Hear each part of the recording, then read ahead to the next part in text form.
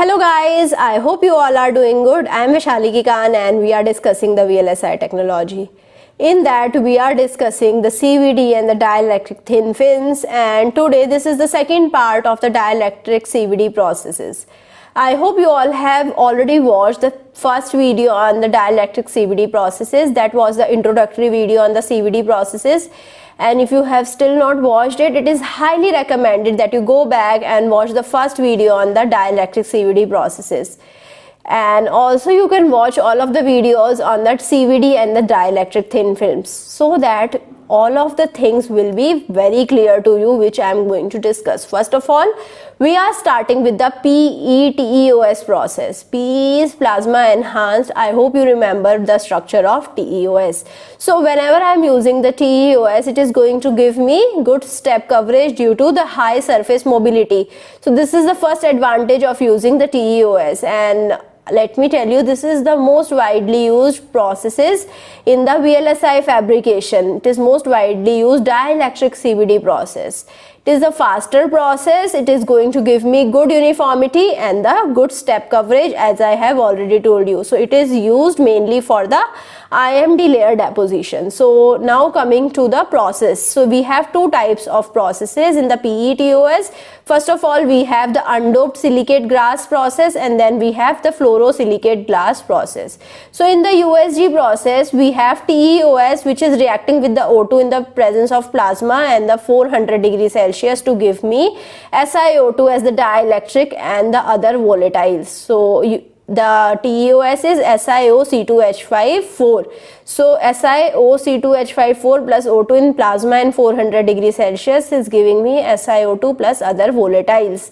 Now coming to fluorosilicate glass process. Here I am using FTES, which is FSI OC2H5 3 plus TEOS. TEOS we know SiOC2H5 plus O2. It is giving me fluorosilicate glass in the presence of plasma and heat. Fluorosilicate glass is SiOX and we are getting other volatiles as the byproduct. So what is the advantage of fluorosilicate glass? In the fluorosilicate glass, we are getting the high dielectric constant. So now you can see, if I have SiF4 is a gaseous compound which is having the dielectric constant nearly equal to 1. In the fluorosilicate glass, we have the higher dielectric constant than the SiF4. So it is also a solid and it is having the dielectric constant 3.8 from 3.2. So from 3.2 up to 3.8 we have the dielectric constant of the fluorosilicate glass, and for SiO2 we have the dielectric constant 3.9. So when I have the higher and higher dielectric constant, we are getting lesser and lesser fluorine, and as I am getting higher fluorine in the FSG, I am getting the lower dielectric constant. So we are getting fluorine outgassing in this case. Now coming to the next process, this is called the dielectric etch-back process. This is a gap fill and the planarization process. Whenever I am going to deposit any dielectric, there must be some hindrance in the proper planarized structure. We can never always get a proper planarized structure, so we need to planarize our structure with the help of dielectric etch-back process. It is a gap fill process as well as a planarization process. It can also fill the gaps or the voids that were dangerous to us. Okay, so it is a very essential process. It is performed in the thin film bay with the DCVD. So it is using some cluster tool. I am going to show you how the cluster tool is looking like.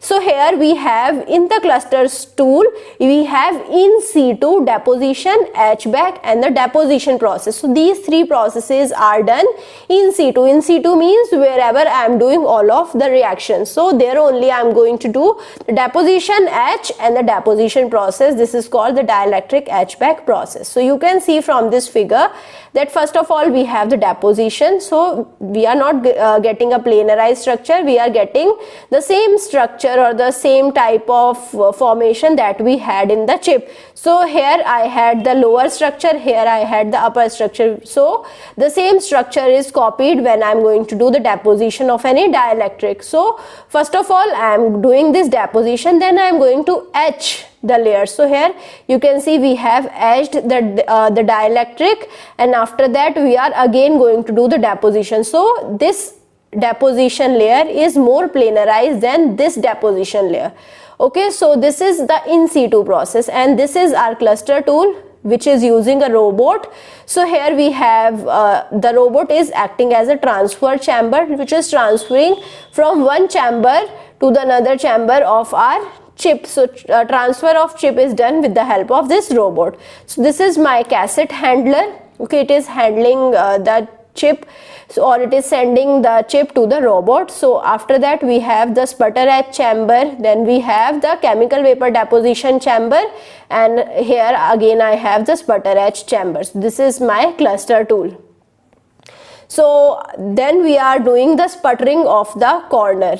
So sputtering corner chopping is done with the help of argon ions. You can see we are hitting the corners with the argon ions, and this is going to chop the corners. If I have the high deposition at the corner, we are going to use the high speed argon ions. So why does sputtering etch process is usually using the argon as the process gas? Why not some another gas? Why only argon gas? So the answer is very simple. The argon gas is inert, it is heavy, and it is relatively inexpensive. These three properties are the most important property that is letting me choose the argon as the sputtering gas. The atomic weight of argon is 40, which is compared with the silicon's 28 and the helium's 4 is very high. So when it is going in a fast speed, it is going to etch the corners very fast. So argon is the third most abundant element in the earth atmosphere. It is nearly 1% only after the nitrogen and the oxygen. So it can be purified easily and directly from the condensed air, and it is relatively inexpensive. So you can see the schematic of the sputtering etch chamber. Here I am using some process gas. You can use the argon as a process gas. Here I will be having the plasma to give the high energy to the process gas. So here I will be having some magnetic coils placed to give the high mobility to the process gas. So here from this pump I am going to remove all of the byproducts, and this is my wafer chunk, okay, over which my wafer is placed, and I am going to give the RF power to the lowermost portion of this chunk. So this is the schematic diagram of the sputtering etch chamber. I hope you understood this. So coming to the reactive etch-back process. In the reactive etch-back process, I am using the CF4 and the O2.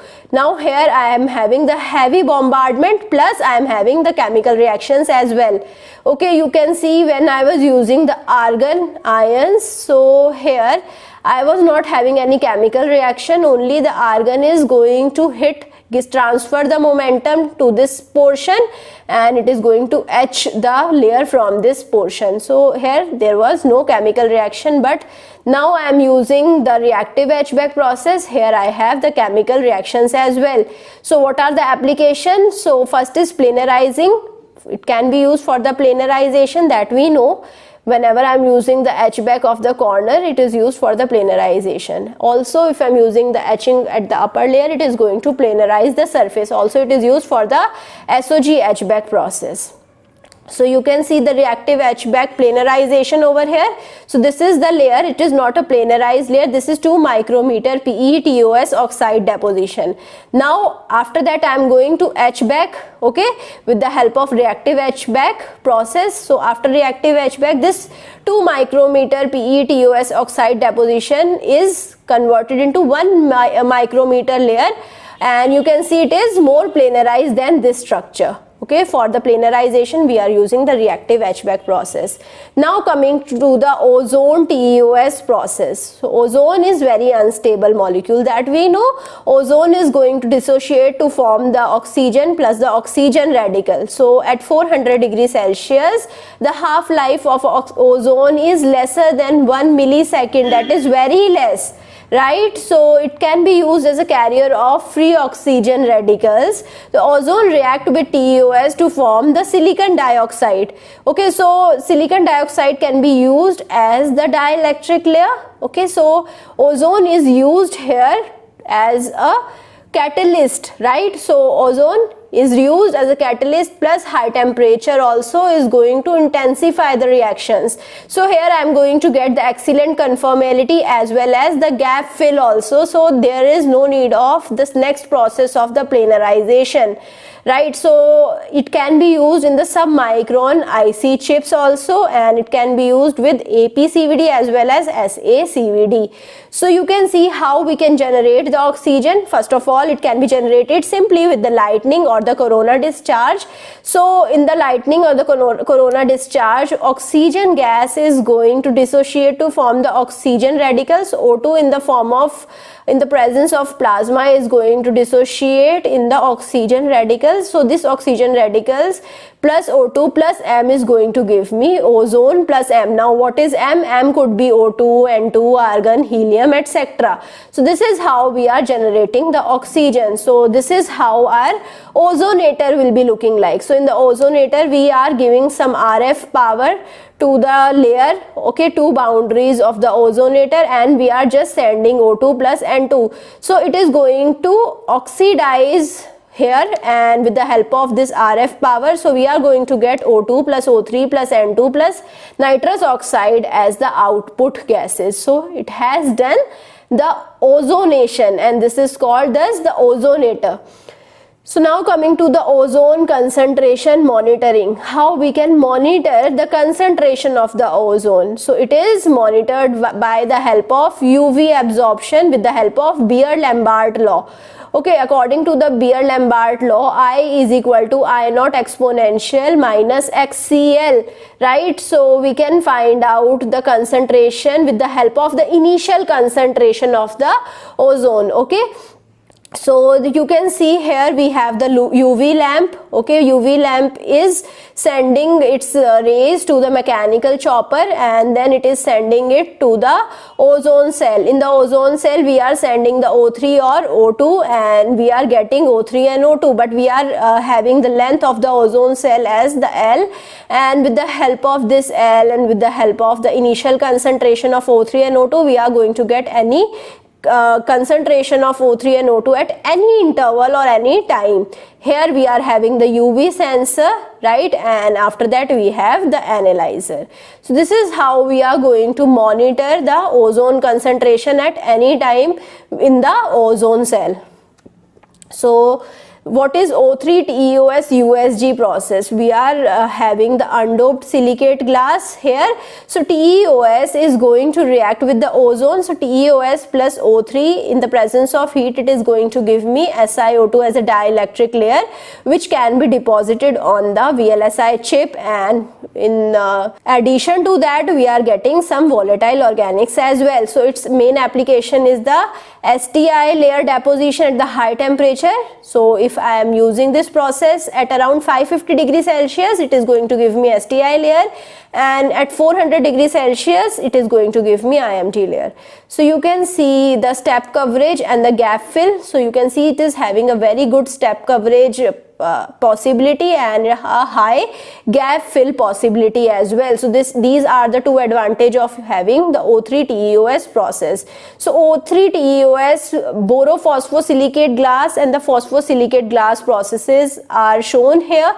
So O3 is going to dissociate in the form of O2 gas as well as oxygen radical. Now from here I am going to use this oxygen radical with the TEP, TEB and TEPO and TeOS. So it is in the presence of heat is going to give me the borophosphosilicate glass. Similarly, the oxygen radical in the presence of TEPO and the TeOS, it is going to give me the phosphosilicate glass and the volatile organics. So its main application is in the formation of PMD layer. So now coming to the O3 TeOS borophosphosilicate glass, this is how it is looking like. So this is my O3 TeOS borophosphosilicate glass.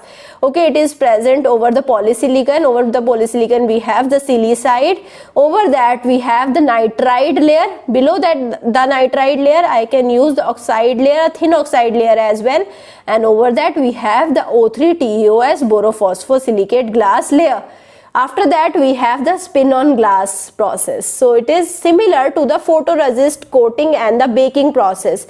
So we have already talked about the photoresist coating and the baking process in the photolithography process.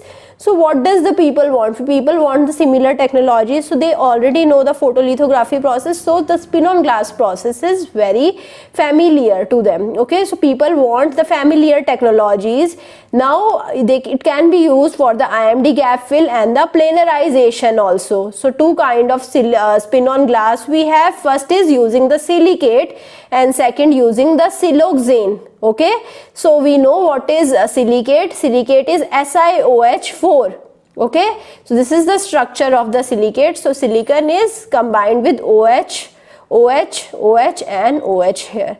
So what is siloxane? In the siloxane we have Rn SiOH4 minus N. So here you can see we have taken N to be 2. We can take N to be 1 as well. So now if N is 1 we have 3 OH.